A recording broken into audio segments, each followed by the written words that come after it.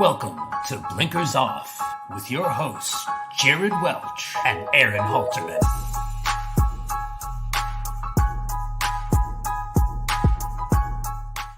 What is up? What is up? I'm Jared Welch. Aaron Halterman. It is Thursday, October 24th, and this is Blinkers Off, dude. What is up? Yeah, glad to be on with you and glad to take a little bit of break from replay watching because, if you haven't started the Breeders' Cup prep work yet, might want to start at it because it's going to take a while to do this one. There are so many international horses to sort through, and this show's going to be loaded with that talk. It's we were just talking about off air. It feels, I mean, maybe you don't have insanely huge stars in them, but at the same time there's a lot of depth in every one of these races, whether it be from the international side or coming over here, and really it's hard to even Cogburn to me is like the only one where you're kind of like is maybe the most likely, like most likely winner of their particular race, but at the same time I don't know that I'd be like incredibly confident with that. So it's just that kind of Breeders' Cup where and which opportunity is going to be very, very much there for you to make some money because of the lack of kind of favoritism in each of these races. Yep. No, I totally agree. I've went through them all the prep work, everything is kind of done as far as the initial stuff. And then it's starting to narrow them down, which will be next for me. But I would say I found one horse out of the whole Breeders' Cup that I feel confident. Let me go back. I feel like as a single, like a legitimate single, I know you're going to have to single other places. You're going to have strong opinions other places. But there's only one horse out of the 14 races where I thought, okay, I think that's a single. It's not Cogburn. We'll get to it though when we get through our races. So it's going to be tough. You're going to have to take stands with horses in races where it's pretty competitive, and you just think that horse is the best of that group of really good horses that's in the race. Next, obviously, pointing to the Classic was probably, we were doing this live yesterday. We didn't break it, but we we announced it when we found out. Is that what was some of the bigger takeaways for you from the pre-entries? Was that it? Was there any particular ones from an international standpoint? Like, hey, I thought this horse would come over, or I was hoping this horse would come over and did. Is that, what takeaways did you kind of get? We'll get into obviously, but kind of start from the top. Any big takeaways for you? Not really from an international standpoint, no. Because I kind of feel like the horses that we talked about even last week on our show where we broke down some of the odds of the future odds that we were talking about, I kind of looked at that and went back and watched that show and then looked at the pre-entries. It's like they're all here. So internationally, no. I think honestly, the next situation, would he pre-enter? Where would be the first preference was one we were really looking for. And then the fact that National Treasure was entered in the pre-entries, I thought was, I guess, surprising. I really don't think National Treasure will run. Still no work again today. If you watched the show yesterday, he had no works listed. There was no work yesterday. There's no work today either for him. So time's getting short. We know for a fact now we kind of knew it anyway yesterday, but if National Treasure is going to work before the Breeders' Cup, it'll be only once. So we'll see how that goes. So I was kind of surprised that he was pre-entered. But the next thing is obviously that was the big news. Yeah, I mean, he went from being like, I think he's gonna, last year he obviously almost won the dirt mile. Without Cody's wish, he would have obviously, and so when him running in the race, running the Met Mile was awesome this year. I was like, okay, he's gonna be a beast. But then like the closer you get, you're like, crap. I mean, no work, still no work. And then I'm with you. You kind of assumed, well, we're not going to see him on there, and then here, he's entered, or at least he's pre-entered. So I don't know. I kind of was hoping or leaving out some sort of hope that, hey, he'll work today. All will be right. I can't imagine him running him. And even if he does run him, like, I get that he's worked like last year before the Breeders' Cup. He only worked twice, maybe, is if I recall right. But there was at least some sort of pattern there. Whereas this is just kind of like, boom, he's just just gone. He's not working. And so to run before the Breeders' Cup off of one work at best is dicey. If he doesn't work this weekend, there's just no chance that he's going to run, in my opinion. So you don't race on 9:20 and then race again on 10:3 and have no works in between, or 10:2, I guess would be, and have no works in, or 11:2. I'm sorry, Yeah. 20 and 11:2 and have no works in between. That's just not something that happens. And I pointed it out yesterday with Muth. Muth ran in the same race as National Treasure, and Muth's had 2 works since that race. That's what's normal. So there's obviously something off with him. Now, again, maybe he works Saturday and he's sensational and blah, blah, blah, blah, and he's fine. But the question was, what was surprising? My answer was that he's pre-entered was surprising. Whatever happens after that happens after that. Rodney says, if he's informed, does he really need to work out? And my answer to that would be yes. Absolutely yes. You can't. Not running if he doesn't work would be my thought. I mean, if he runs with no works in between, I don't know that I've ever seen that at the major horse racing level ever. Yeah, and I mean, some horses are different than others. Obviously, Yes. some need a bunch of work, some don't need a bunch of works. But I think the biggest thing is look at what he's done prior, and that's not a Bob Baffert move to just not work a horse prior to a race. Like, I mean, yeah, he might lightly race or work one, knowing what, the issues they may have or whatever, but like that's what he does, so not working at all, especially considering that's never been a thing. It's like not that it's happened, but if National Treasure has ran a couple of races in the prior without, and he's completely skipped works, you know what I mean? Like went from one race to a race and then you start to be like, which is obviously unheard of, but you'd be like, okay, well, that's weird, but obviously he does that. He's done that before.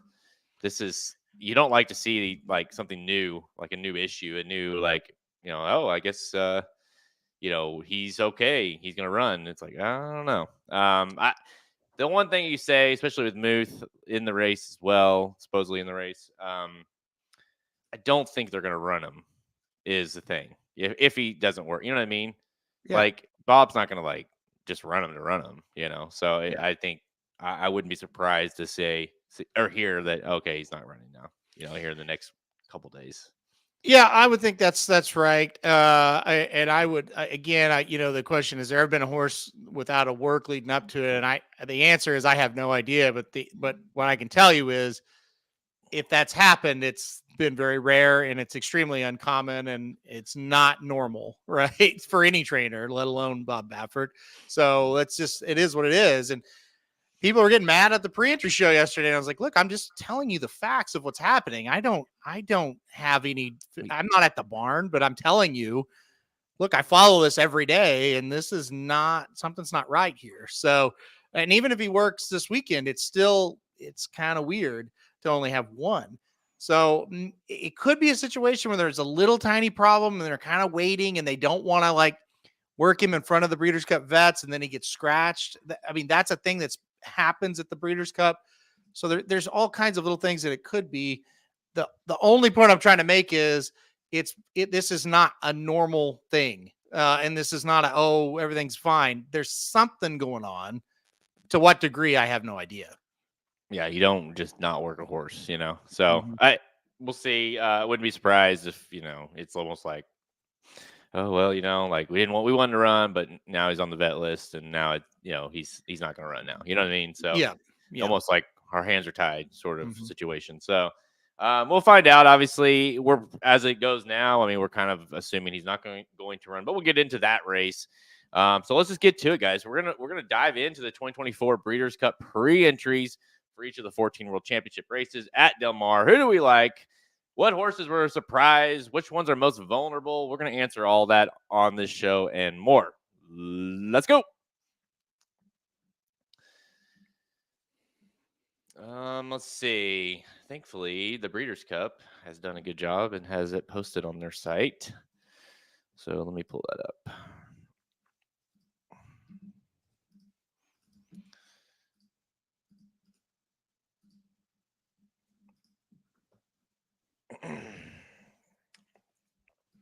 Oh yeah, that's good. Yeah, we got them all. So even in the right order. So it's great. Yep.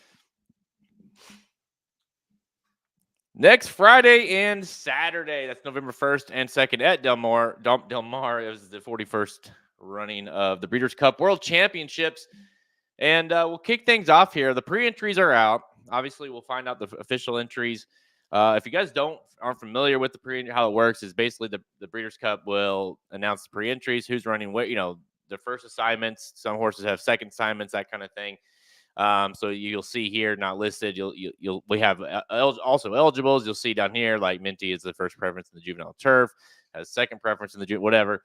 So we'll go through these. We'll obviously hone in on this next week as the official entries do come out. But this is our first look. A lot of people always ask us, hey, when's we have the betting Bible right now, racingdudes.com. Hey, when's it going to be out? Well, I don't see anything. Well, it's like, we don't even know the fields yet. We don't know the posts yet. So right now is our kind of first take at that. And right now we'll take race number 6 on Friday. Kicks things off from the Juvenile. Of course, all the Juvenile racing on Fridays now. The Juvenile Turf Sprint.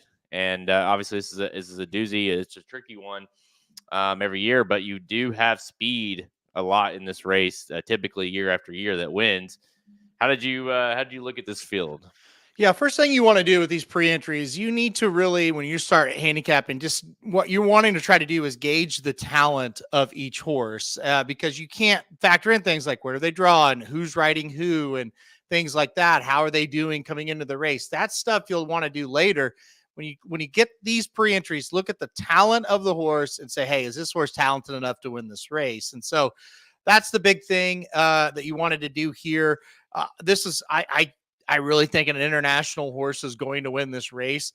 I thought it when you first saw it. And then as I dove in and really got to looking at this, I've narrowed down like 6 horses as of right now. That could always change, but I see 6 horses. 5 of them are internationals that I like in this race.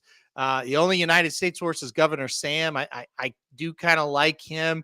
I think it's a situation with him.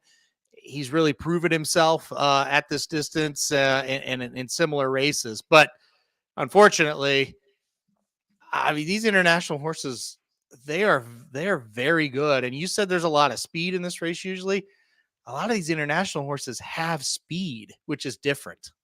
Yeah, we saw that last year a little bit. Maybe that they're starting to that trend starting to change. Typically you don't have a lot of Americans were winning this race. You just didn't Euros, overseas international type horses didn't have that. They weren't training for that real speed on the turf. It was more of the distance and kind of that late kick. But last year we saw it with Big Evs. This year it definitely feels like that. Ikuro Sig is a horse that I really like from Japan. That's got a lot of speed as well. So I just think that when I look at this race, and obviously this is tough because you got to really go in and kind of hone in on the replays. I feel like it's as simple as, hey, who do you think is the fastest, most quality horse in the race? And really it's as simple as that for me. Speed typically is deadly here, and I'm not going to really overthink it as far as that goes. So, but second part to that is figuring out which one it is. Yeah, there's a lot of them very fast. I've tell you what, finding replays for some of these horses can be difficult in this race. But Ikuro Sig has been one that jumped out at me. I thought Whistle Jacket has looked very good in some of the replays I've seen. And Asterius, I guess is how you would say the horse's name. Asterius has been one that I keep going back to. Like, man, that's a really nice horse. And a horse that has beaten Big Mojo, who's a horse that looks good on replays as well. They've kind of flip-flopped wins there the last couple, 2 or 3 times. So those are the ones, that I'll just throw out. That's like they seem to be the ones that are standing out when you start watching this. Ides of March, another horse for O'Brien that you just watch the replays, you're like that horse has a lot of talent and is getting better. So it's going to be tough. I can't wait. One of the big things, and I think this is going to be huge this year, where are those top international jockeys? What horses are they going to? Yeah. We talked about it yesterday some, and I will definitely will reiterate it throughout the show. The depth of the international horses is it's incredible this year. And so like used to, it's like, well, yeah, Ryan Moore is on this international horse, and here we go. Now, where Ryan Moore is at is going to mean something, because there's going to be 6 that he may have been on, throughout the year. Yeah. Yeah, it's that part, jockey assignments, post positions, all that kind of stuff is, you might like 2 or 3, 4 horses in the race, and not just this race, any race.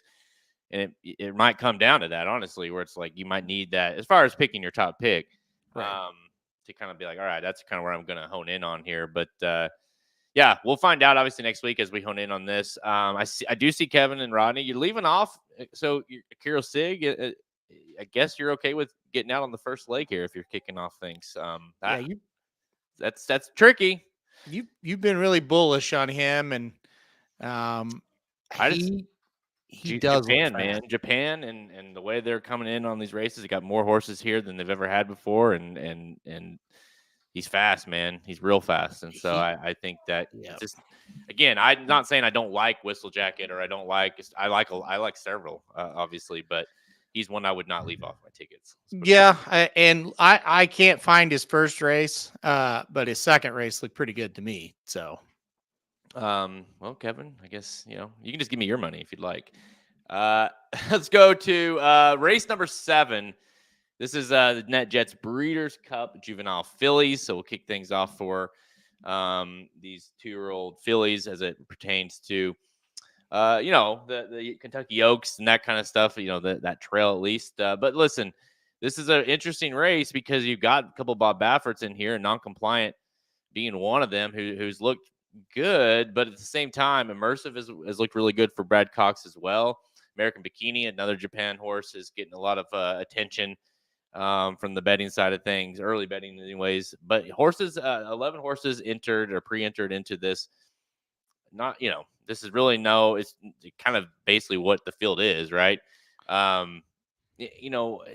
This is a tough one, dude, because none of these horses have really stood out. And it's a tough race to win anyways as a favorite. Yeah, this is, I don't know. I don't know what to do with it. I really give American Bikini a big shot in this. I think she fits in well in a race that's not overly tough to beat some of these American horses. So I definitely am going to be using American Bikini. I did like the replays that I found of her.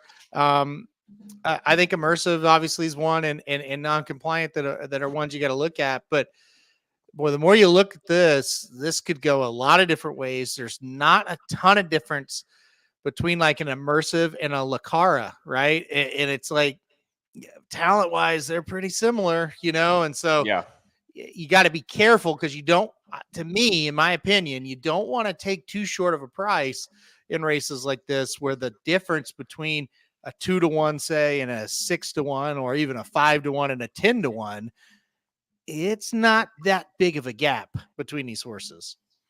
It really isn't. And is there any world that, obviously Nooney rebounded, I thought, nicely after that really poor effort, and the debutante came back and ran well, but, obviously still didn't win, got second to non-compliant.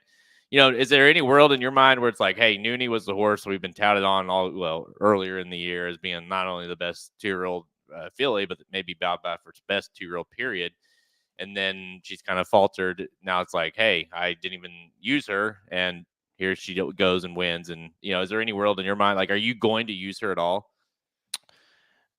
It's hard to say at this point. I want to see who gets aboard her. I want to see, kind of how she's been. I can say so far since that race, she popped back and looked pretty good in a work. Let's see what she does next. Let's see what the pattern looks like. Let's see how the speed sets up.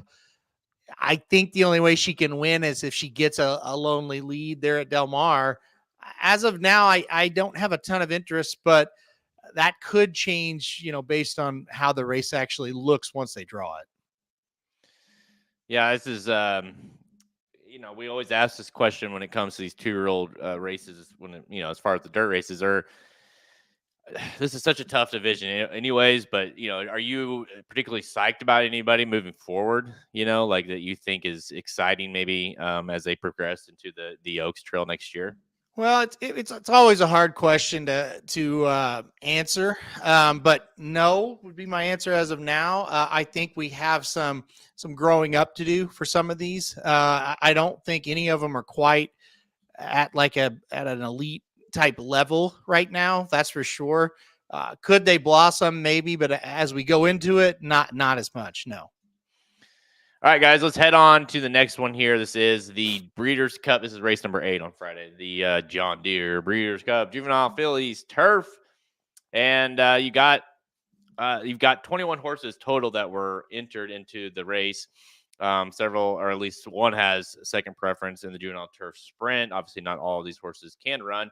A lot of talk on the Aiden O'Brien horse, Lake Victoria, heading into this one, and understandably so. Thought process for Phil D'Amato seems to be the at least one of the threats for the U.S. side of things. But where are you at with Lake Victoria?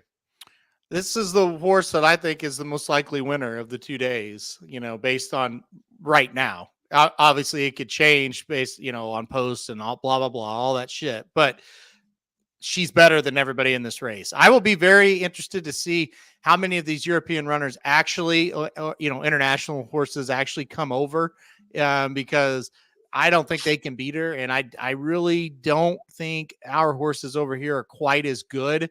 So look, I think Lake Victoria is the one. I think her races have been very, very good from just a talent standpoint. She's better than this group. Now, handicapping is another thing. Once they're actually the fields are actually drawn, you can kind of come to your own conclusions. Maybe she doesn't handle it. Maybe maybe the stretching out from 7 furlongs to a mile, she doesn't handle it, although she should be better going longer. I mean, there are things that maybe you say, I'm not sure on, but when you watch this horse from a talent perspective, really, really good.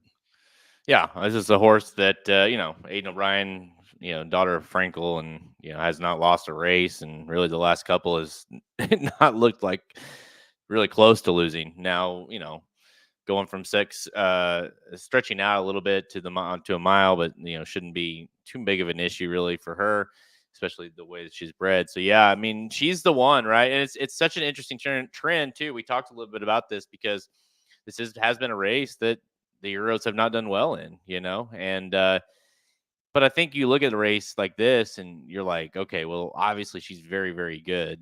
And the other side to it is who do we have that is good? I think that's the other part that you feel like could upset her. And not just that, there's, multiple Aiden O'Briens. You've got multiple international horses that are going to be running in the race. So do we have a good enough horse that can take down all of them, basically? I think if Lake Victoria wasn't coming, I think we'd have a big shot in this race. I think Scythian and Thought Process are pretty good horses. And I think I'm not going to be shocked if one of those two were able to beat Lake Victoria, but I don't think it's going to happen. I really think those other two are pretty darn good for us. It might end up being, a week and a day from now. We just kind of look and go, boy, they were just born in the wrong year, because they're good horses. I like the American horses better in this race than in the boys race that we'll talk about. But the problem is you've got probably the best European horse, male or female, as far as 2-year-old goes, that's coming to the Breeders' Cup. Well, it's a female and she's in this race. Right. All right, let's head on to the FanDuel Breeders' Cup Juvenile, which is kind of the main event here, race number 9 on Friday. 13 horses have entered. Hill Road does have first preference in the Juvenile Turf, so probably down to 12. Chancer McPatrick versus East Avenue is kind of the way we'll set it up. But, obviously you got a couple of Bob Bafferts in here as well with Gaming and Getaway Car. Kind of similar to the last race, or at least the Juvenile Fillies, where you had kind of like one that's been winning, one that maybe had a little bit more hype starting off, but Gaming missing that last race, kind of throwing people off. Really, it's kind of like, am I taking Chancer McPatrick versus East Avenue, or do I think Gaming come in and just kind of steal the show? Yeah, I think the decision is you're going to have to just go with who do you like, because okay, here's the deal: Chancer, Citizen Bull, East Avenue, Gaming, Jonathan's Way. any of those could be the one, right? And any of those could be the real deal. They've got that resume that's like, yeah, they're very good. And so you got to kind of make your choice out of those if you're going to go that way, or you can go crazy and go down to Shin Believe for Japan and go that way, because that horse looks like a freaking animal in his work or in his replays. So it's a star-studded lineup. Those 6 that I kind of mentioned, I think, are the ones. And then it's just going to be a matter of, okay, here's how it's laying out. Who do I think is just the best of these really, really good ones, which is very different from the Juvenile Fillies, where it's like, who's the best of kind of an average group, and this 2-1 and this one's 8-1 and they look the same. I'll take a higher price. This one's more of, okay, 1 or 2 of these, they are the real deal. Let's identify them. Yeah. Doesn't really matter what their price is in some ways. If we believe they are the real deal, they are superstars. Totally agree. This race has proven that time and time again that forget the odds. You know, you look at Good Magic when he won this race. I mean, he was look what he went on to do. I think he was like, was he like 9-1 or something that day? I mean, he was like, this is a horse that is, or like this race is a race that has been proven to kind of showcase horses moving forward and who you think are going to be really, really good horses. And this is kind of that first race. Obviously, they're stretching out a lot of them, some of them for the first time, go to mile 16th. And, you know, this is a race that is going to start kind of put them on the radar. I feel like throw out the odds. Don't even care about the odds here, and look at the horse that you believe is the best moving forward. You know, who do you think is like that quality, that good, solid horse, and run with that. I don't think the odds are going to sway me much here at all. I'm having a hard time going against gaming. I'll be honest with you. I just think from the way I just described that, I like East Avenue quite a bit too. Chancer has me concerned, although I don't know why I should be. I mean, he's proven that he can do it, but it just feels like that style is going to be, you know, eventually is going to catch up with him a little bit in one of these big ones. But when you look from a complete style or a complete quality horse, I mean, I think gaming is going to be, if he's entered, right? If he's entered and running, I think he's going to be tough regardless of skipping that last race. Yeah, and you know, you like gaming, and Christopher likes East Avenue, and Shotty likes Shin Believe, and Rodney likes gaming, and I know I'm pretty sure Dennis, he's not commenting, but he likes Jonathan's Way. And here's the deal: they all could be the one, because they all have shown really good signs, but they're so young and inexperienced because you just haven't seen them very much.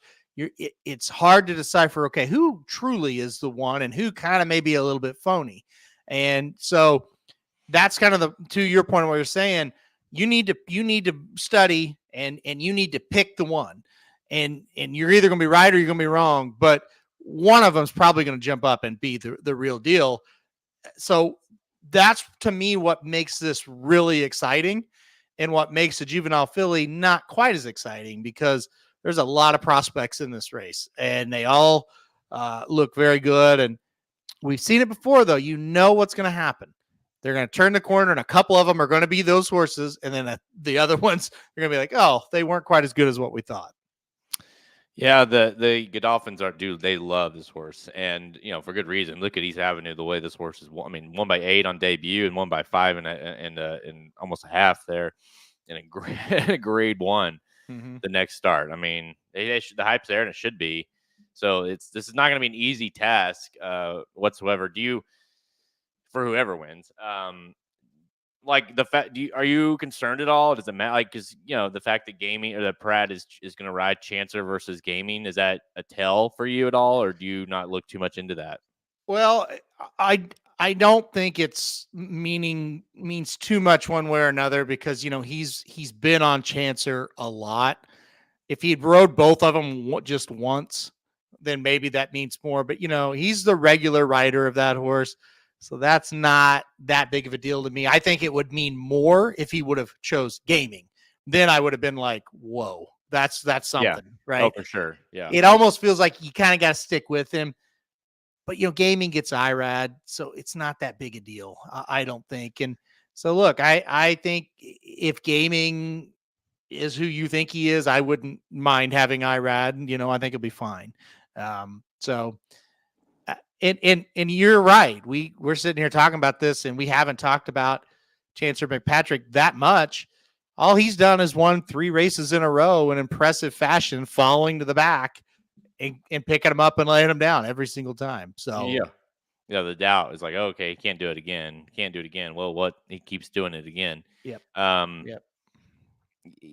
I think it'll probably set up pretty well for him again. And because I do think it sets up well for, obviously, depending on where gaming, were to break from. But if you were to draw outside somewhere, because you do have a lot of speed in the race, obviously getaway car being in there for Bob Baffert as well.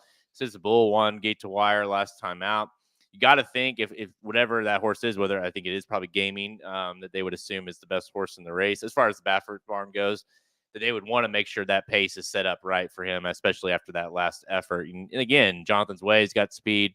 Several horses in here that will want to be forwardly placed could set up quite well for either a Chancellor McPatrick or a gaming as well. So I do think this race is very, very interesting. And again, I think I wouldn't overthink it too much. Just kind of go with, quality and class typically win this race. You got to figure out which one it is. All right. Race number 10, the last one of Friday, Breeders' Cup Juvenile Turf. This is always a doozy.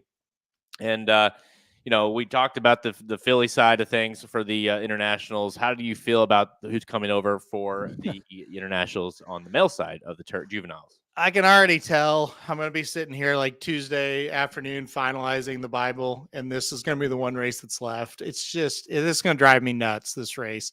When you look at the 5 races on Friday, the turf sprint is tough, but I do feel like I'm going to land on something. Juvenile Filly, you're going to, it's tougher, but you can see horses you're going to land on. Lake Victoria, obviously, and then the Juvenile, we just covered how you'll be able to find somebody here. My goodness, this is so tough, dude. I mean, and it's mostly internationals. I hope, for the sake of handicapping some of these international horses that are, pre-entered with the same trainer, some of them don't come over, so we can kind of sort those out.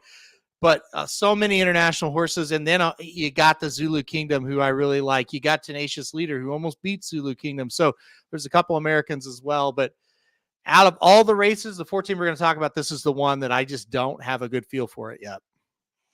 And, there's some nice horses, international horses. New Century, a horse that had won last out, came over and ran at Woodbine, but wasn't, obviously is a international horse and looked pretty good. Alquadra, who got second that day, is a nice looking horse as well. So you kind of have a few in here as well that you've seen before.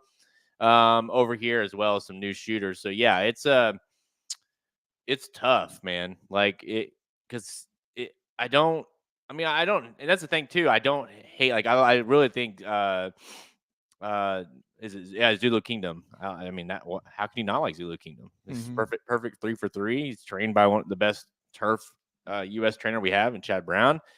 Like, there's a lot to like about Zulu Kingdom as well in this race. And so it is a race that typically is. It'd be funny if this is a race that's always won by the internationals, and the other one's a race that's always won by the U.S. And if we flip flop this year, well, and we might flip flop because Zulu Kingdom is Chad Brown, and that is a serious horse. And Chad Brown's serious juvenile a lot of times is in the Philly race. So I think that could be why Rodney asked about Zulu Kingdom. I love that horse. I've loved him ever since he debuted. So I thought he was very good last time out as well.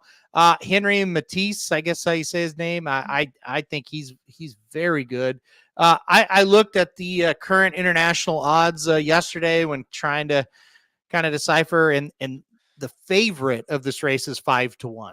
So which shows you they are not sure, even internationally. Hey, wait a second. Which one of our horses we're sending over here? Which one is the best? They're not sure either. And that's very telling, because in some of the other races, they've it feels like, at least from a betting standpoint, the horses, there's a 1 or 2 horses that are taking money, where here it's very spread out. And that's exactly what I saw on paper. It is really, really tough to decipher.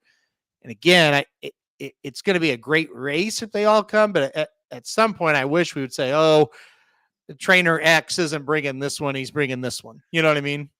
Yeah, it'd be nice to it'd be nice to see that. Yeah. And maybe it'll especially like when you look at Appleby in here and like Aiden O'Brien, it's like surely eventually you'll get an idea of which we'll find out who's on who, right? And then at that point you can, and this is that typical or that perfect kind of race where you find out who's on these international assignments, and you can like, okay, that is the one that's probably the best or most dangerous one to be fearful of. But yeah, I mean, the more I look at Zulu Kingdom, and the more I like, and so I don't want to get too far into this and be like, well, international horses always win this one, so I'm just not going to pick Zulu Kingdom here, and then that horse wins when you have a bunch of kind of alsos that are good international horses, but not Zulu Kingdom. So we're gonna have to. This one's I feel like I'm gonna have to look at quite a bit. If Zulu Kingdom, if he's the real deal, he can win. Like, because again, while there are a bunch of international horses and they all look pretty solid, there's not a Lake Victoria like horse in this race, right? There's not there's not that kind of horse. So that does kind of lead you to think, you know what? We have a shot here. He's really good. Tenacious Leader's pretty damn good too. We might be able to beat him here, but it's still gonna take a big performance, but it's not gonna take an out of this world performance. Yeah, and I think one kind of caveat to this is that Zulu Kingdom is a little bit of both worlds because did debut overseas and now is ran 2 races here in the United States, so you kind of get a little bit of both, right? So it's because he's trained by Chad Brown. Does that make him not an international horse anymore, even though he debuted on the you know what I mean? Yeah. Whereas a horse like who came in and ran Alquarja or New Century, I mean, well, they've ran overseas, but they're also just ran in the United States too. So what I mean, like you got to be a little careful with that. Like does get a little like gray area when it comes to that. We've seen that before with particularly Chad Brown on the turf because he obviously has been known to pick up some horses that have started their careers overseas. All right, let's head on to Friday or Saturday. And we'll kick things off with the 4th race on Saturday at Del Mar, the Breeders' Cup Filly and Mare Sprint. And we're looking here at a field total horses of 11. And again, one of the big takeaways for me was this is a race that is hard to win on the front end, and like kind of trying to digest on who is going to be that horse on the front end, and where do you think Ways and Means will sit? Yeah, I think Ways and Means will sit a little bit off the pace, like the last couple of races, but not too far. This race is definitely, I would call it the most boring race of the Breeders' Cup, and that's not. I mean, it is what it is. Like we got our best sprinters here, but that we're lacking international flavor, and this just kind of feels like a race you'd see up at Saratoga in the summer or at Del Mar during the summer or something like that. So not much to really get excited about. I do think, Vava, Ways and Means, Zetlos, Cilia, those are your horses that are going to come to mind based on what you just said. Sit a little bit off and then go get them. But this is what it is, right? This is not one that I'm going to be all geeked up about. That's for sure. No, I mean, it's with Sweet Azteca being out, just kind of lost it's lost a lot of steam, honestly. When she was going towards it here like a month ago, you're just like, wow, that might be the single of the Breeders' Cup, right? You're right. Yeah. Like this horse is just a beast, and obviously coming in and West Coast horse and all this stuff, and then it's like not only that, now she's not running. And so I kind of lean with you, Christopher. I'm not there yet, but the price, I do think she's going to be bet way too hard in this race as she can be bet too hard for the quality I think she is. I like her, but do you want to take 2-1, 8-5 on her or something in this race? That's tough. Having said that,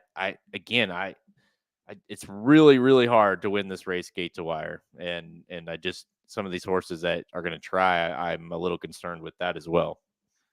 Yeah, ways and means is you're definitely gonna have to make a decision there. Obviously, hasn't beaten a whole lot in her career, but did beat Emery. Emery came back to win, beat My Main Squeeze, ran second when Emery came back to win last time out. So those were pretty decent horses. The other thing is, yeah, we're stepping up. I mean, she did beat older horses last time out, but that was kind of a joke. But so definitely stepping up in competition, but it's not that big of a step up, right? These horses aren't that good that she's having to face.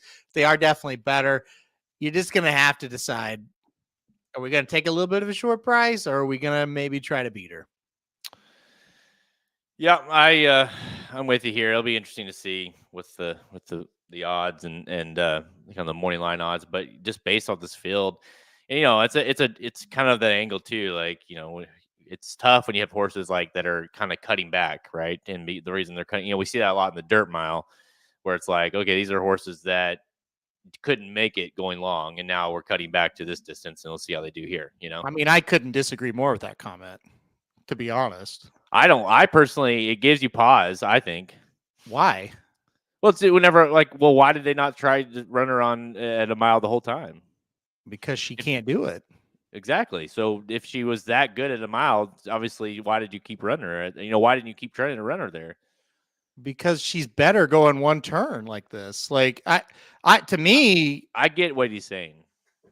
I don't at all, because some horses just can't go long, and I think she's one that can't. So it's not like, okay, I get what I think I get what the comment is, but for me, okay, if you're running a mile and eighth, mile and 16th, mile and 16th, oh hell, she can't win any of them. Let's throw her at 7 furlongs and see what happens. Okay, yeah, that's concerning. They cut this horse back, and she won a grade 1 and a grade 2. So to me, it's like they cut her back because they knew pretty quick she couldn't do it. I think for her, this is more of she can't run 2 turns, so let's just run her 1 turn and win a bunch of races. You know what I mean? Yeah, I mean, I know what you mean, and I more am talking. I mean, not necessarily complete with her in particular, but like when a horse is like, especially that you see, like, again, you see it a lot in the dirt mile. Like they just ran in the Pennsylvania Derby, and now they're running in the dirt mile. Yeah. I agree with okay, that. Okay, well, that's true. If you thought she was, if you thought he was a mile horse, why were you not running him in a mile all year? When this feels like kind of like, well, we know he can't go that long, so let's see how he'll do here. I think ways and means is a bad example, but I think what you just said is 100% true. Yeah. Yeah, it's and that's fair, because again, ways and means is a horse. It's not like this is like she just ran in, the Alabama or something. You know what I mean? Like they've honed in on her a little bit more, but also with the 3-year-olds as well, that has been a tricky angle, just in particular in this race. So I get that to a regard as well. But let's go on to race 5, the Breeders' Cup Turf Sprint. And, this is one of the bigger races. Really, it's funny, one of the bigger races of the day, because of a horse like Cogburn in the race, who's just been nothing short of amazing. Obviously, the world record holder this year.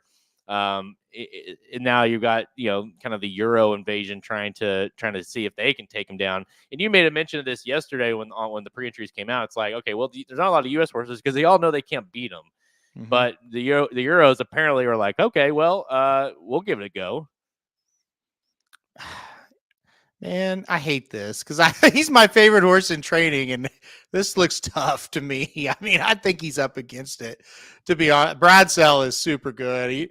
Just watch him, and you're like, man, that's a really good horse. And you know who else? This Believing horse just keeps losing to Bradsell and Big Abs, but Believing is really good. So those were 2 that jumped out. Big Abs is a horse that last time out wasn't great, but before that had been fantastic. So who's to say he can't bounce back? And by the way, he lost to Bradsell and Believing. He did lose by 5, but still, I hated to see all these good ones because I really want Cogburn to just totally romp, and I want to single him and all that kind of stuff. But I'm telling you right now, he will have to run an excellent race to win. Now, he could do that. He definitely could do that because that's all he's done all year. Yeah. Even I thought, the last one, the Kentucky Downs prep, like, that one was like the one where I was like, okay, this is the one he could lose because it's Kentucky Downs, and we know what happens there sometimes with good horses, and we did the same thing. To me, that was like one of the most impressive races of the year for him, just because I was like, he surpassed all the Kentucky Downs, biases and issues, and went through and just did his thing, and it was dominant. So, do I think he's a lock single? Probably not. Unfortunately, he has ran incredibly well this year, but he's also shown in the past that he's been somewhat inconsistent, right, when it comes to these big races. So I think he's going to win, but Bradsell is concerning, and the fact that they no fear at all in getting them over here is somewhat of a red flag if you are like on the I'm singling Cogburn, train. Yeah. It's yeah, that's for sure. Now, if he runs the Jaipur race, I really honestly and truly don't think anybody can beat him. If he runs that race, I have no fear. But it's tough to run a world record race every time, right? So that's part of it as well. So look, I at the end of the day, I'm his biggest. Well, I don't know if I'm his biggest fan. I'm one of his biggest fans, and it's going to be really hard for me to not pick him. But I did look through this and go, shit, I'm gonna have to sweat this out because I really kind of had a feeling, these international horses, they may not mess with this one, and then you watch the replays like, well, shit, he's going to have to run pretty well. But again, he can do it. He's been fantastic. And look, he's coming into it in pretty good form. His work pattern's been pretty solid, pretty normal looking for him. So, I think it's going to be awesome. I mean, listen, the thing about it is he is 2 for 2 at the distance, that's great, right? But he's typically been running at that 5.5, 6 even distance. This year he's ran 2 5.5s and a 6. And dude, this is a horse that's putting up 21s. And well, that day at Saratoga, he put up a 21 and 43 flat that day. And we looked at each other and thought, oh shit, he's cooked. Yeah. And did it going away, obviously, set the world record. That was 5.5. It's going, like he's like this, the chat said, it's going to be tricky. It's going to be tough for him to run, cutting back to 5 furlongs here and running that kind of speed for anybody to make up that kind of ground on him, to be like, to actually get to him. We just haven't seen it. I hope so. I think if he, again, 5 furlongs does work in his favor. That's for sure. And I think he will get out in front of him. That's for sure as well. I just keep telling guys, though, I mean, everybody, it's like, go look at Bradsell. He's been running 5 furlong races and he's getting there. He's looking good. Yeah. Again, I know he's not facing Cogburn, but he's also facing horses that I really like that I've also watched. So it's just, I think if I didn't love Cogburn as much as I did, I wouldn't have this feeling of being a little bit nervous, because I want him to win so bad. And it does make me a bit nervous when you see these good horses. So, but yeah, I mean, he's been sensational. So hopefully he can keep it up. It's certainly going to be interesting whenever you have that moment of Bradsell comes up to Cogburn, and it's like, does he have the, oh shit, this guy's fucking fast, or is it, okay, I'm the goods, I'm going to run him down. So that's going to be a moment for Bradsell to kind of, and for all of us to watch, right? Will be really fascinating. So, and one last thing on it that I do want to say, as far as the international betting goes, and again, this is not that meaningful, right? But this kind of gives you an idea of what that betting market thinks. Cogburn's a heavy favorite, and Bradsell 7-2, and everybody else is double digits. So even in Europe, where more money's naturally going to go towards, quote unquote, their horse, our horse is the favorite. So that is a sign that they don't believe fully that Bradsell's going to come over and win. Right. Right. I mean, I'll tell you this. I'm not sure that I am singling yet, but I mean, unless something drastically happens, Cogburn will be my pick for that race. I just can't go against him. Fair. Yep. All right, race number 6. This is the Distaff. Of course, this kind of starts off this kind of main 3-race mid card between the Distaff, the Turf, and of course the Classic.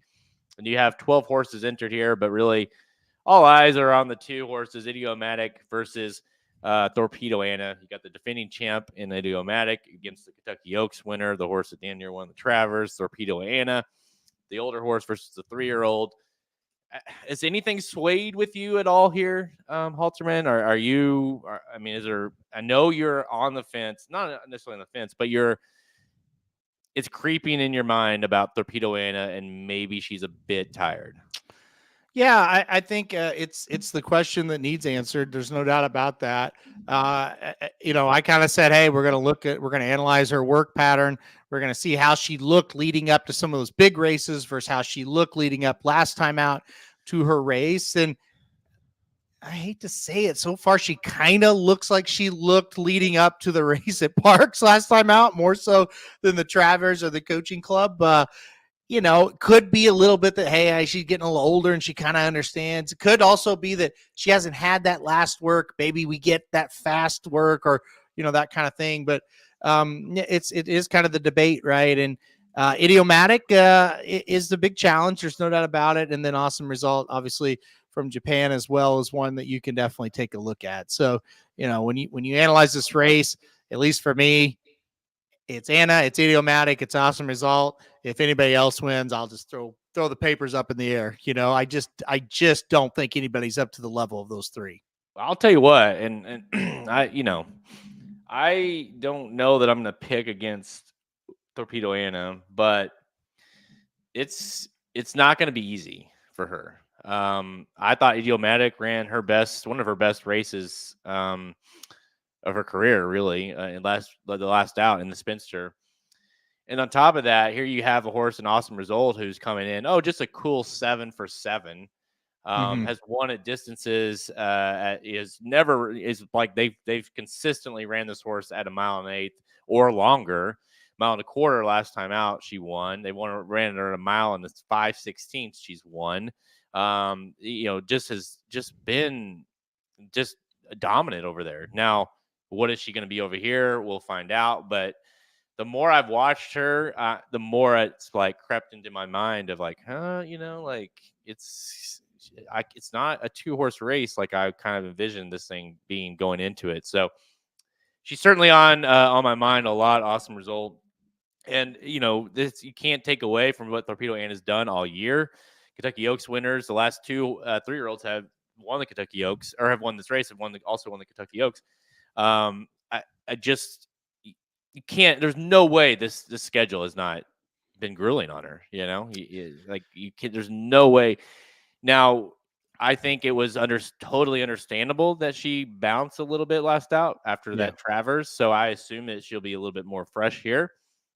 Having said that, it's been a long year for her. So, and now you're facing the toughest task. Maybe not the Travers might end up being the toughest task, but certainly one of the toughest tasks of her year right here. And so she's going to have to be as good as she's been all year. Well, it's interesting. Also, she was the only one out of that Travers that's prepping for the Breeders' Cup to come back and run between the Travers and the Breeders' Cup races, right? Yeah. And I think did he talk about McPeak? Did he kind of make a mistake there?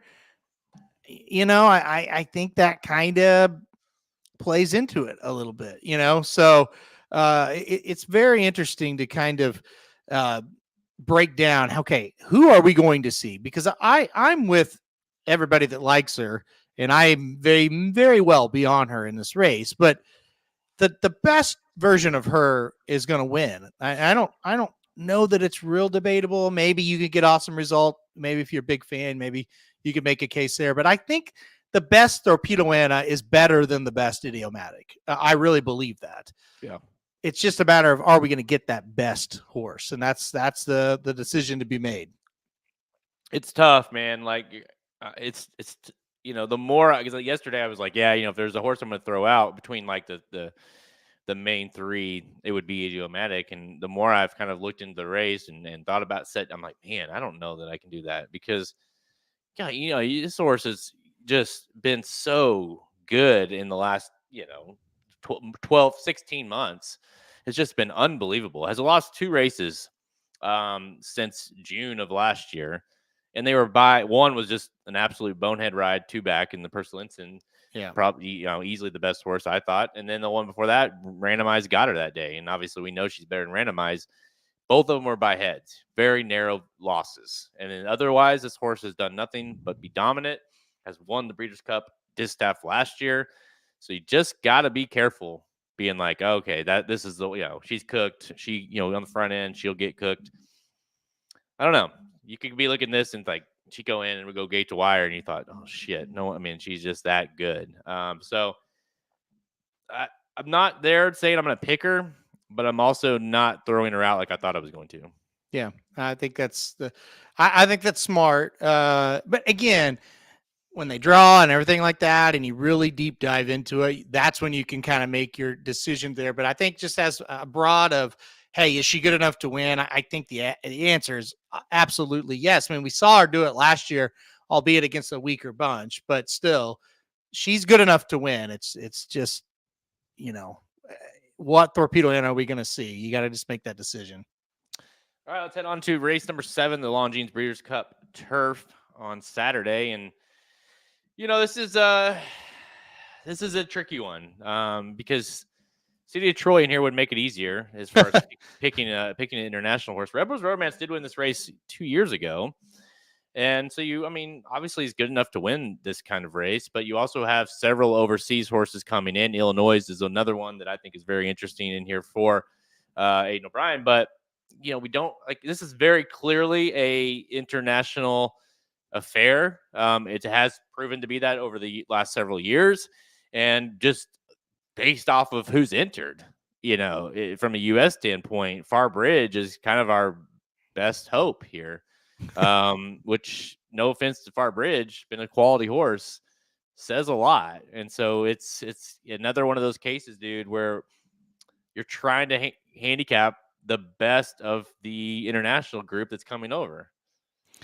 Yeah, this is a really good race. It's funny with Rebels Romance, like you said, so impressive at Keeneland a couple of years ago.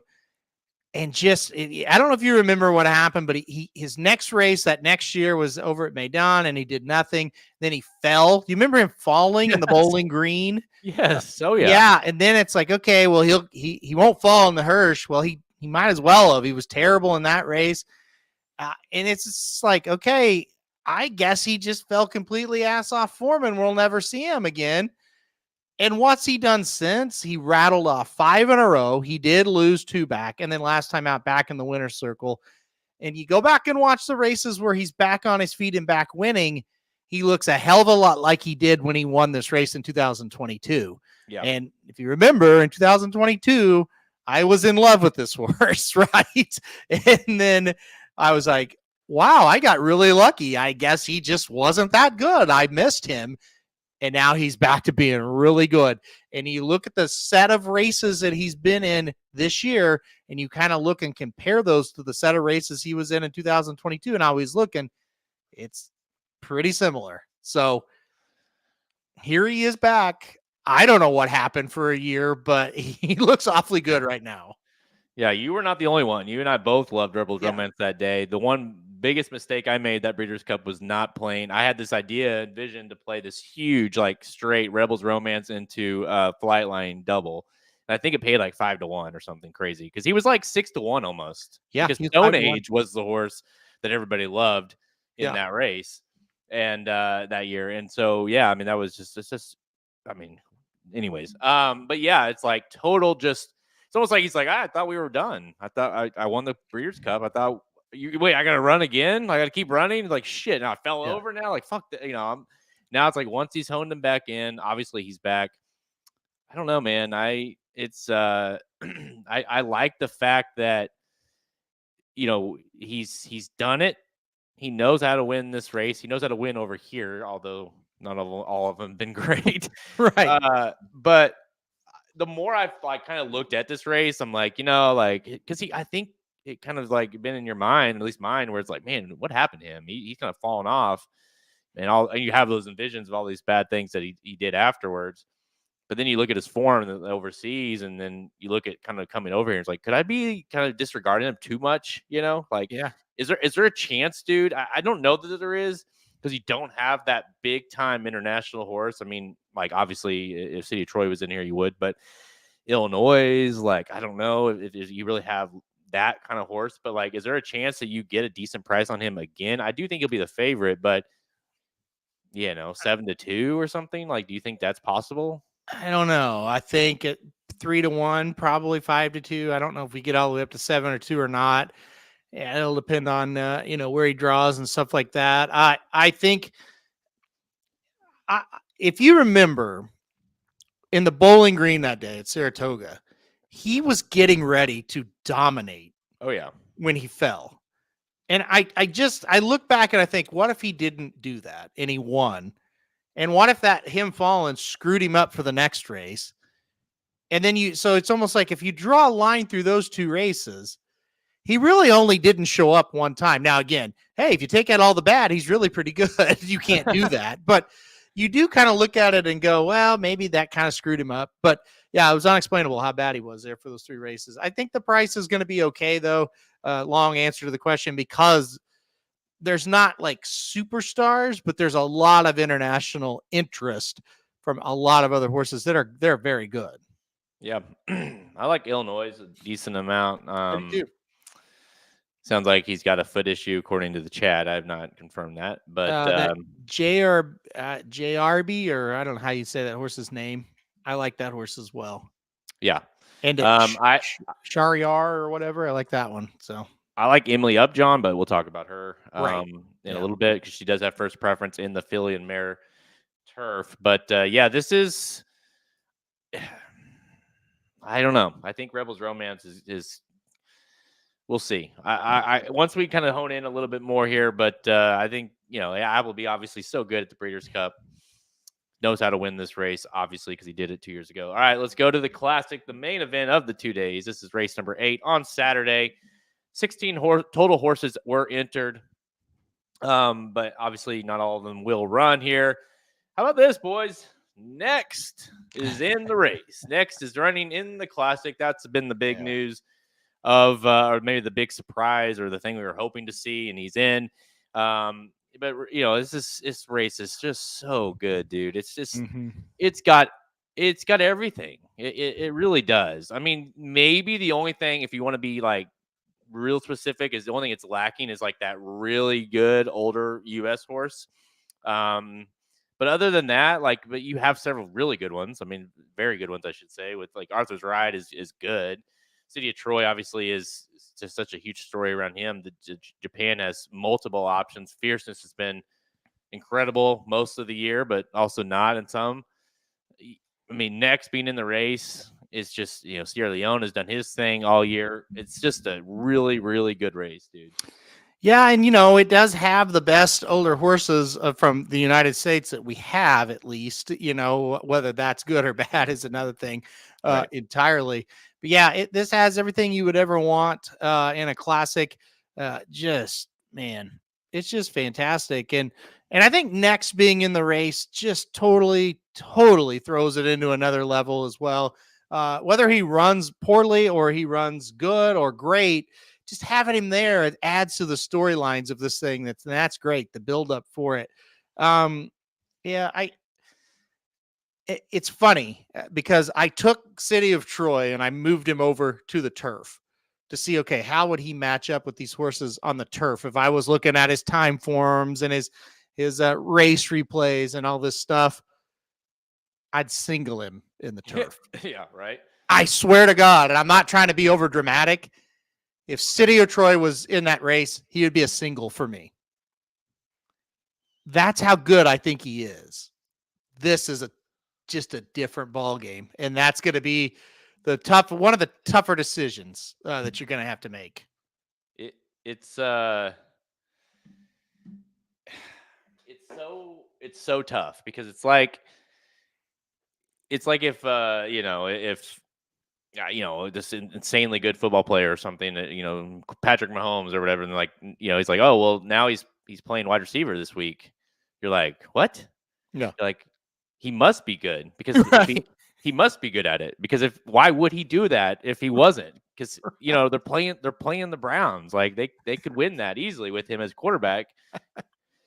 So what?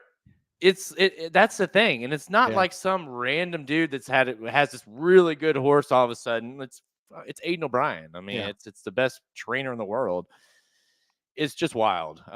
So that's the whole aspect you have to kind of, and then you have Next, who's winning the races here in the United States by 40 lengths every time, but he's facing, he is the Patrick Mahomes, but he's facing, little league or, little flag football, my flag football team. That's who he's playing every week. And so it's like, well, how good is he against horses he should be with? And there's all these little aspects to it. And then, I mean, Fierceness, who has got this stigma about him now, fair or not fair, I'll let you decide. But like, where it's like, well, he's good, but Right. And it's like, okay, yeah, true. But when he's good, he's unbeatable. And so it has all these little aspects to it. Not to mention a horse like Arthur's Ride, who at one point not long ago, I think you and I both were in the camp of, man, he might be my classic horse. Really, I mean, he might be that. We even had a discussion on Blinkers Off at one point about his path for Horse of the Year. Yeah, and so and we are one race removed from that conversation, basically. So my point is, there's so many layers here that you have to kind of peel away to try to figure out and handicap this one. I think you said it perfectly. And that is, when you get into this and, you definitely have, like, you just start down. If you go alphabetically, like, man, Arthur's Ride, he's had races that can win. Okay, maybe he's going to be my horse. City of Troy, you're like, well, City of Troy's probably better than Arthur's Ride. If he handles the dirt, City of Troy's going to be my horse. Then you go to Fierceness and you go, well, hell, he handled the dirt really well, and he won America's biggest 3-year-old race other than a Triple Crown event, and he ran faster than any of these. Well, here's Forever Young. Well, he killed Fierceness, and he should have won the Kentucky Derby when he raced. It goes on and on and on when you do that, and it reminds me of the Juvenile that we talked about. Only, I mean, these horses are established. We know they're stars, but they're stars in like different ways. And some are inconsistent. Some have never ran on the dirt, which is still weird to say that we're in this race trying the dirt for the first time. Some are, whatever, but it just makes for a challenge, and you kind of just have to pick your poison and roll with it, because you can poke holes in all of them, and then you can all the major contenders, I should say, and then you can also say, well, you can point, well, here's a race right here that will definitely win, right? So you got to make your decision. What do you want to take? Well, it's definitely that's definitely this kind of race where it's like, you have to be okay with making opinions that you don't necessarily love, but I mean, you can't pick them all, right? Yep. So you're like, you got to kind of like, okay, like for instance, Next, love that horse, could win. This is, you can't do it on this first try. Can't do it. Like, it's just too hard. The class level has gotten too deep. He should have tried one race prior. Boom, I'm not using him. Fierceness or whatever. Like, I just don't believe that he can run consistently every time. He's going to lose this race. City of Troy, I don't think he'll love the dirt as much as they think he would. Whatever it is, like, you have to just do that and then come up with it. And then, at the end of the day, you'll be right or wrong. I do lean, Rodney, the more I've thought about it and looked at it, it's like, I don't even know if it's the right thing to say, but Fierceness should win this race. And I don't know if that's, again, like, he should win. Like, I think it's a really tough race, but I just feel like he's turned the corner and is kind of the horse that we all thought he was last year, say, after this race or after this weekend at the Breeders' Cup. I would say, if Fierceness runs the Travers race, we know he's better than everybody, but and then you start maybe City of Troy's better than him. We don't have no idea though, but the rest of them, I'm pretty sure Fierceness will beat him if he runs that kind of race. Yeah. That's just it. I mean, but it's just it's just a tough factor, and it's like because we don't know, because when Forever Young and Fierceness ran, Fierceness obviously did not run his best race, when they ran against each other. City of Troy, we have no idea what his level matches up to with say Arthur's Ride running his best race, or Fierceness. I mean, it's just got so many layers to this thing. I honestly, I don't know. I have no idea who I'm picking right now. No, I don't either. I'll put it very simply to all of you. I think from a betting standpoint, I am slightly concerned. I will see how the morning line looks, but I am a little concerned that City of Troy is going to be overbet. For my likings, anyways, for a horse trying dirt for the first time or over here, and this kind of all the things to go against him in that regard. So I might be looking elsewhere for the value. Like Fierceness might be an incredible value, really, based on his talent level. The international markets have City of Troy 7-5, 8-5, which is wild. And that's the thing. I think he will be overbet. That doesn't mean he can't win, but I think he'll be overbet in the race.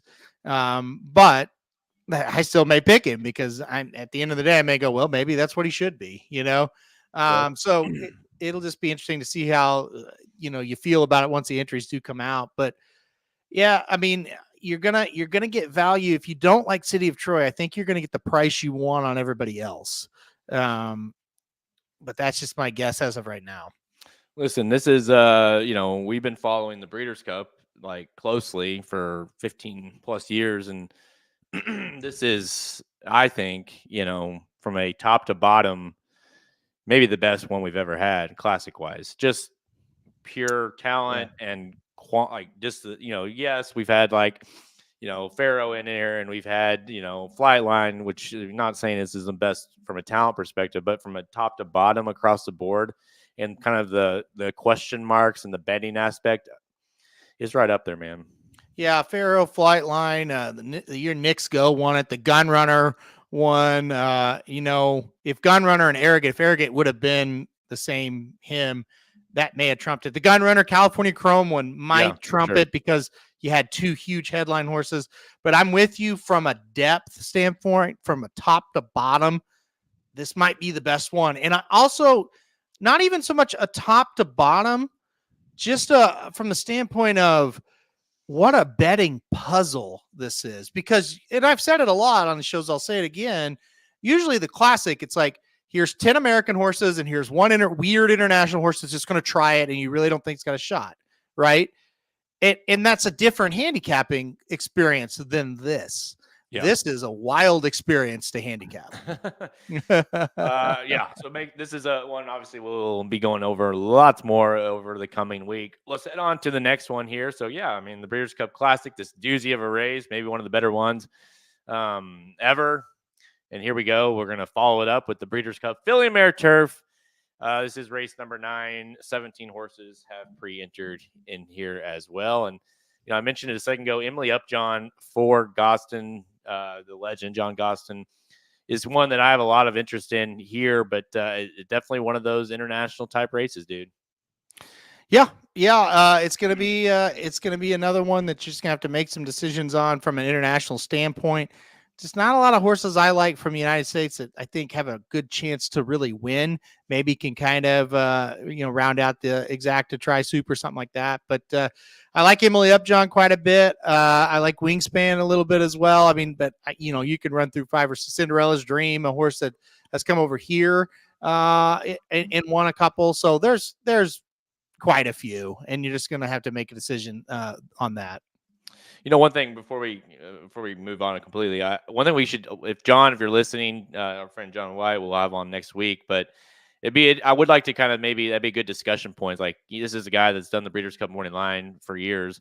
What would he put the odds? Morning line odds on? He doesn't have to do the whole classic, but maybe the top 5 horses or something. What the morning lines on in his view? That'd be an interesting talking point. We'll talk to him next week, guys. But this is again, it's just is a very big handicapping puzzle in terms of kind of digesting these international horses because once again, and this is one of those races a lot of years where you're used to seeing Chad Brown. He's got this monster horse in the Filly and Mare Turf, and he doesn't, like he doesn't have any, and so that's almost more surprising than anything else in the whole Breeders' Cup. I will say with this one, I don't think it's quite as good as last year's running. I mean, last year's running was incredible though, but this is still a good race, very good race. Yeah, it's a good one, but we will move on because it's not, we got a lot of time. We don't have a lot of time left, and we have more races to talk about. Let's go to the sprint. Another one this is to me that's 15 horses injured, but Chosen Vron being out is the big bummer for me, not making this race because and even with him, it wouldn't have been like this super exciting race. The sprint division, dude, has just not been great really all year. Yeah, I don't know what to do with this one. Really, for me, the Juvenile Fillies, which still could be actually, I'm not even going to list it anymore because I think it's not a great race, but it's okay. For me, the Filly and Mare sprint and then the sprint are the two races that are the worst. Really, out of the 14, the only two races where I'm like, I don't really, this is what it is, right? These horses a lot of years wouldn't win a race like this. That's how I would describe it. But this year could be their year, because they've caught a field that's not very good. What would and I just thought about this a little bit earlier this morning when I was looking through this. What price would Elite Power be in this race? Like 2 to 5? Yeah. Right. Yeah. I mean, it's just not good. I have this kind of feels like I don't know. I think Remake is pretty damn interesting here. The more I've watched that one and looking at who we have here, I think Remake it makes a lot of sense. This could be a race that Japan wins. Go if you haven't gone through some of his, make sure you go watch some of Remake's replays. A lot of love. I've seen a lot of people talk about Raging Torrent as well. The horse is pretty consistent. Especially out west for Doug O'Neill. Do you like Raging at all? Yeah, I mean, I think it's one to think about for sure. It's a 3-year-old trying Olders for the second straight time. Won the Pat O'Brien, beat the Chosen Vron. That does count for something for sure. You're the one that always have said though, winning this race gate to wire is really tough, right? So it's impossible. Yeah, so I don't know how much I like that horse based off that. You usually like somebody to come from a little bit off the pace, so I don't know if Raging Torrent's going to be there because there's a lot of pace in this race. Yeah, this is part of the 14 trends. I did just find out from our guy that it is. I'll have it probably posted here in the next hour or so. Okay. But this is one of the bigger trends, honestly, of all of them. It's only 2 horses in the last 26 years have won this race gate to wire. It's crazy. And we've had some good ones. Yeah. Like we've had some good ones try to do it, so it's just a tough race to win gate to wire. It makes no sense really why that is because typically in sprints you see that all the time. It feels like during the year, but I think it's just the quality of speed that you get in these races just sometimes too much, and then of course sets up perfectly for one of these horses underneath. So tough race to go gate to wire. Yeah, it's insane, Max. So there's certain stats where you're like, that's made to be broken. Like that's right. That's a trend and like a recent trend, a biased trend, and you're like, whatever. Then there's certain trends like that where you're like, okay, 2 and 26, and you look at some of the speed horses we've had in this race, and Chancelot is always a horse I think about. Yeah, who was just he was the favorite. People forget too that day, like over Matoli. Yeah. And just unbelievably, no one could get to him, and he lost. And just good horses lose that race when they try to go gate to wire. I would say this, your stat about usually the Juvenile Fillies Turf, an American wins it, and then it's the opposite on the other one. That wouldn't give me as much pause as what you just said there about the sprint. That is something that gives me pause. Well, yeah, because I think the biggest difference there is you don't, you don't know which horses are going to enter those each year, so it's like when you Yes. have a Yeah. really good Euro that comes over, it's like, well, okay, like, yeah, maybe the case was there wasn't very good Euros in those races prior, and that's why they aren't winning that race, or they're not even pointing to that, whatever.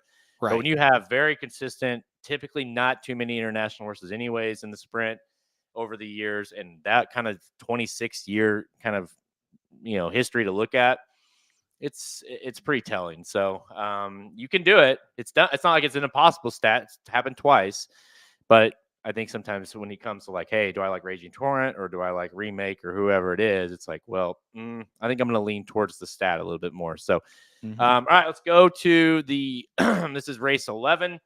This is the FanDuel Breeders' Cup Mile. 18 horses were entered in here, and really for me, like kind of the first, like the way I look at this race is like, okay, there is some Chad Brown action here. Carl Spackler being the one. Do I think he's good enough to upset one of these international horses?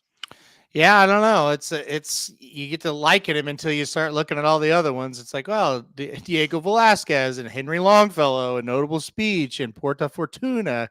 It's like, oh, okay, well, he's gonna have a tough time with these horses. He doesn't have to beat more than looks. Well, he does, but he's gonna have to beat a lot more than just more than looks. And so that's when you start to get a little bit nervous about it. But look, I think Carl Spackler is one of the horses of the United States that's going to have a chance. He did very, very well this season. He just keeps getting better. Same kind of thing too. He is bred in Ireland, or Ireland bred. So yeah, he's with Chad Brown, but he does have international breeding. So, but Porta Fortuna kind of is one that keeps coming back to me when I view this. But look, it's another one. It's going to be a game time decision. Yeah, I I really like those two. It's particularly Notable Speech. That's another stat I mentioned yesterday. Yep. That just Appleby has never entered a horse in this race and lost. He's 3 for 3, and in fact, it's even further than that. It's Godolphin, and whenever Godolphin and Ryan Moore and him all team up, they're 3 for 3. And listen, it's just he only has one horse in the race. Notable Speech. It's a very good horse. He's a mile specialist overseas. Did lose last out, but in the long champ, I mean, that was a hell of a race. But this is a horse that's been very, very good, and I do think Porto Fortuna is another one of those as well. So, I hate to completely throw out Carl Spackler, because I've even said, I was like, man, this horse is finally like, you kind of figured it out, right? He's had a hell of a year, but man, these are some good horses in here that he's going to have to beat. And if he does, then props to him, man. Mm-hmm. Absolutely. Like I say, he can, but it's gonna be tough. All right, let's go to the last one here. Race 12, the Biggest Fans Breeders' Cup Dirt Mile. 19 horses were pre-entered into the race. Obviously, several in here will not run, like a Derma. Derma has first preference in the Classic. Dr. Vinkman has first preference in the Sprint. Senior Buscador and Skippy have first preference in the Classic. Skippy may run in here, though, I have heard as well. So those are the field. That is the field. There's National Treasure glaring at us here. We'll see what happens with him. We talked about him earlier. Muth is the other Bob Baffert in the race. You also have like Saudi Crown, who's obviously very, very good at this distance. He's the gray, opting to run here versus the Classic. It's not like a terrible race. Like, I think it's going to be a pretty fun one, but it is a little bit tricky to kind of figure out, especially with the whole National Treasure, who's going to be on the lead, who's going to be able, that's another thing. This is a race that, contrary to the Sprint, has been a race where speed is very good in this race. Yeah, it's a really good race. I don't think we without knowing who's going to be in it yet, we just can't really determine a speed situation and what's going to happen there. But it seems like there is going to be a little bit of speed in this race as well. And but look, I mean, we've seen horses go gate to wire in this race a lot, and it could happen here as well. Sees the gray, Saudi Crown, a couple of grays that I think will be out there towards the lead. We'll see if Muth, National Treasure, who enters, stuff like that as well. So it's pretty good. It's a pretty darn good race. It's a good race to end on. To me, this is another one. I just haven't made any firm decisions yet on this one. I don't know. It's a kind of a weird. The race shape could be kind of weird for this one. Yeah, that's and honestly, that's why I want to like National Treasure so much, because he simplifies things a lot. Because it's just a race that like I say, front end wins. He damn near did that last year. Honestly, this would have been a really solid trend if not for a horse named Cody's Wish, because Cody's Wish has bucked that trend 2 years in a row. Because Speed, typically Cyberknife was the year before, and then of course National Treasure the year prior, or last year I should say, who tried to kind of be that speed horse. But guess what? Cody's Wish he didn't want to have anything to do with that. If you kind of throw out Cody's Wish, and there's definitely no Cody's Wish in this race, then yeah, Speed has just been very, very good. It's just Nick's Go did it, 1 year. Like, just speed is speed is speed. That's why National Treasure, if he were to ran or does run, it makes him very interesting. But that's and then that's the other flip side to it. Caesar Gray, guess what? Speed. Saudi Crown, guess what? Speed. Yeah. So it's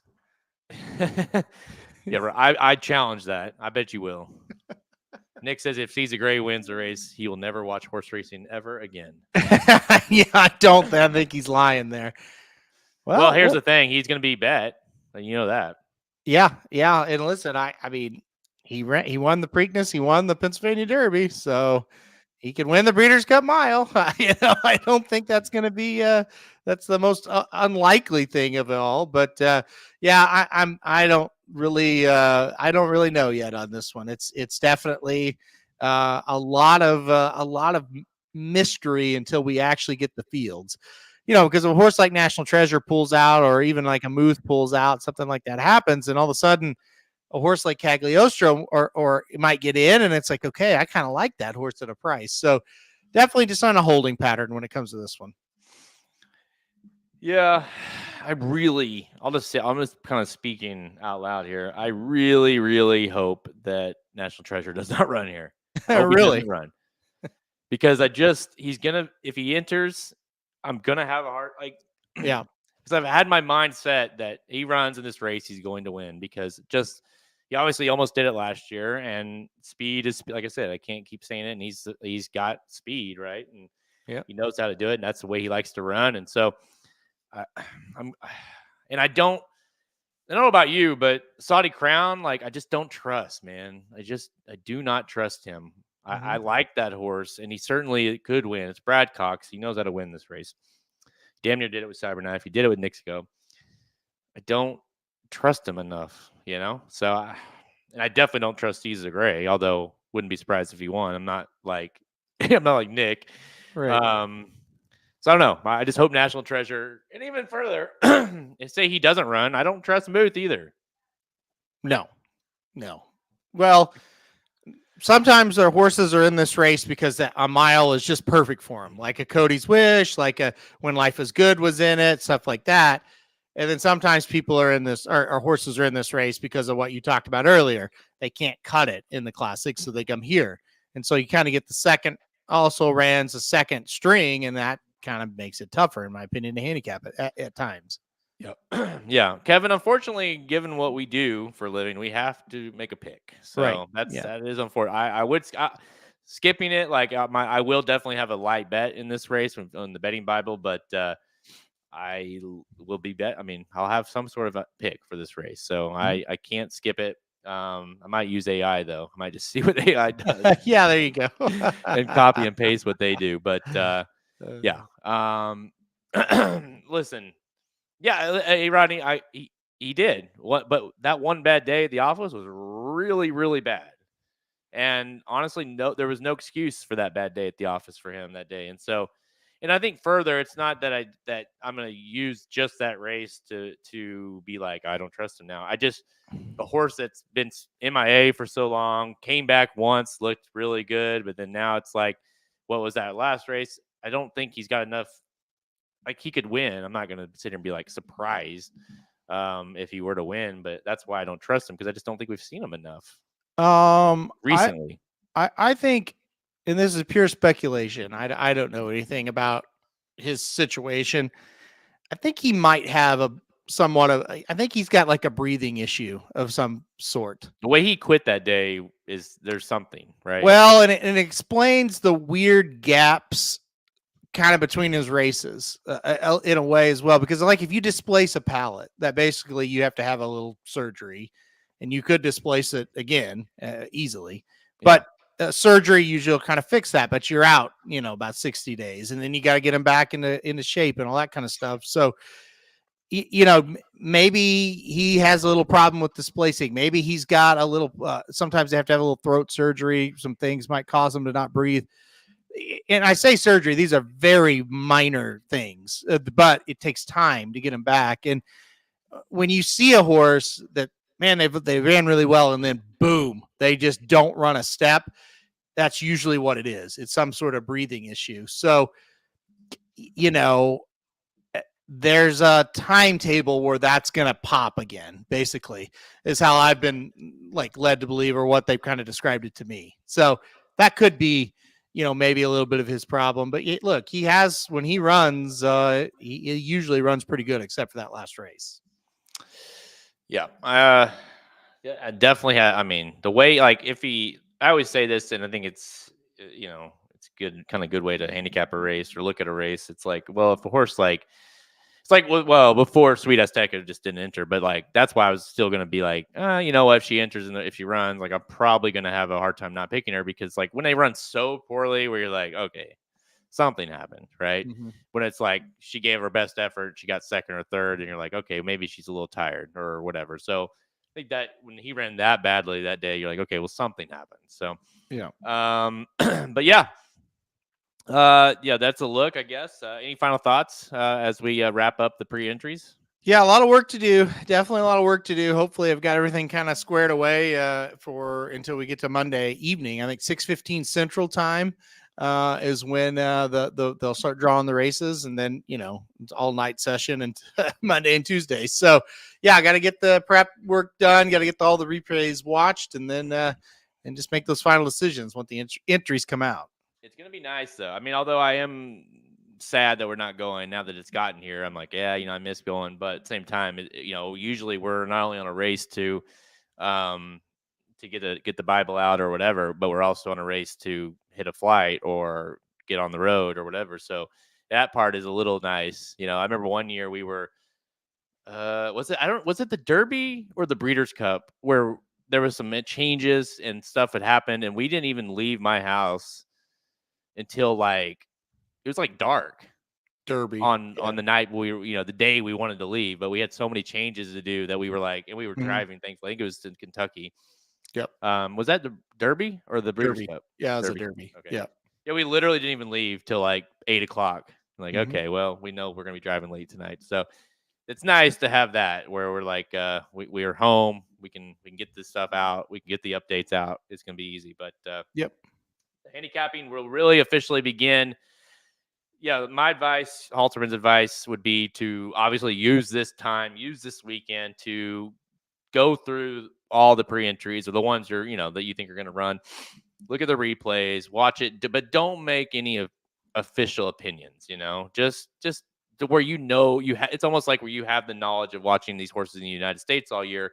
Now you have the knowledge of like, okay, I remember that horse running. Then they come out, the entries come out, boom. Now you're like, okay, I know that. I remember that horse.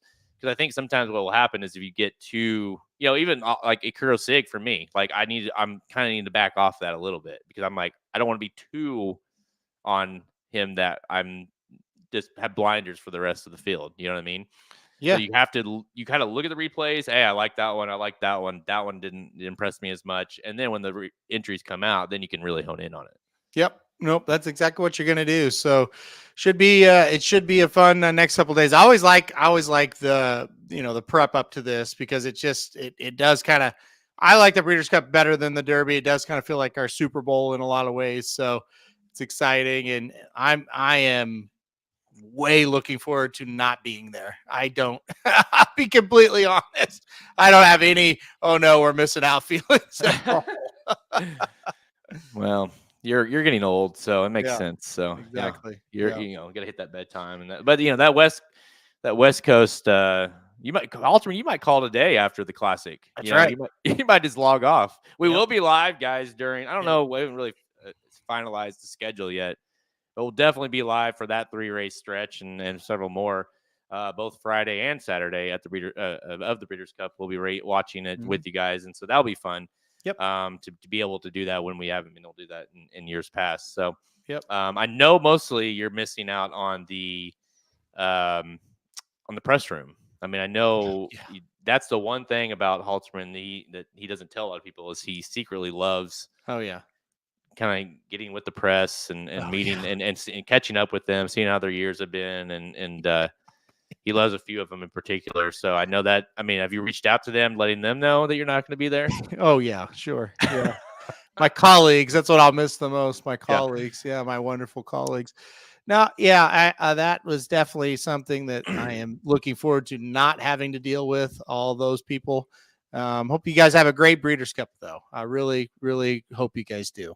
Well, one thing is it'll be more quiet without us there. So at least that's the word. We will have Ryan there though, so maybe he's pretty loud, but we'll see how he doesn't even want to talk to when we're not there. So yeah, no, Ryan, who knows what'll happen there. That'll be interesting to see what he does at the Breeders' Cup and the reports we get back from Ryan. It is weird Ryan being there and nobody else from the Breeders or from the Racing Dudes team is going to be there but him. So, and he's really doing something for something else. So it's kind of strange in that regard. Yeah, it's like sending your kids off to the store or something and letting them go in by themselves. And you're like, I don't know. We'll see what they come out with. So we'll see though. Ryan is there for us, but that is all the time we have, guys. Make sure you go to racingdudes.com. Check out our free picks. We will have free win picks for all the Breeders' Cup races, but if you want more, you get the premium button there on the main menu. You can get all our picks for the Breeders' Cup, our exactas, our trifectas, our all multi-race bets, everything there. The betting Bible is available for sale right now. We are working on that as we speak. We also have the 14 trends to the Breeders' Cup, which I have alluded to a lot over the last couple of days. That is available in the next hour. So that is included for free as well with the betting Bible. So you get basically 2 guides in one, and basically those stats you get, that was a great stat or whatever. It's got one for every single race. These really high detailed kind of stats and trends to look at as you're handicapping that. So that is included for free. So make sure you go to racingdudes.com. Go get the betting Bible.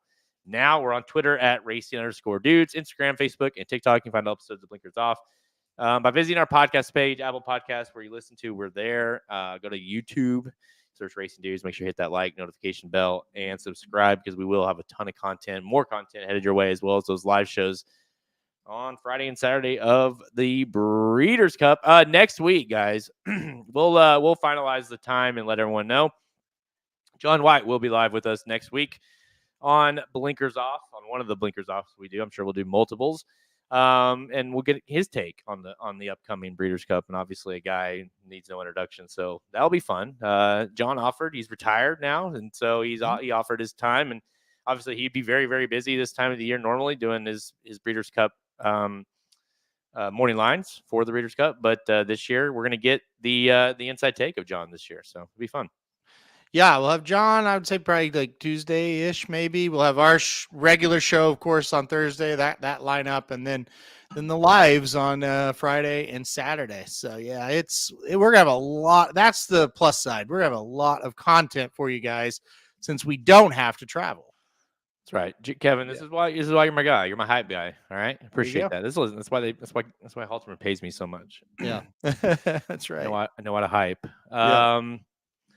Speaking of hype, we have a big game tonight, Halterman, the Super Bowl tonight, actually. So for those of you that don't know, Super Bowl tonight for the Falcons. We don't know who we're playing yet. We'll find out pretty much right after. So probably going to be the rival Dolphins. That's been the good team all year, other than us. So I'm going to put it at 6.5 is the line. -6.5 for the Falcons. What was the score the first time?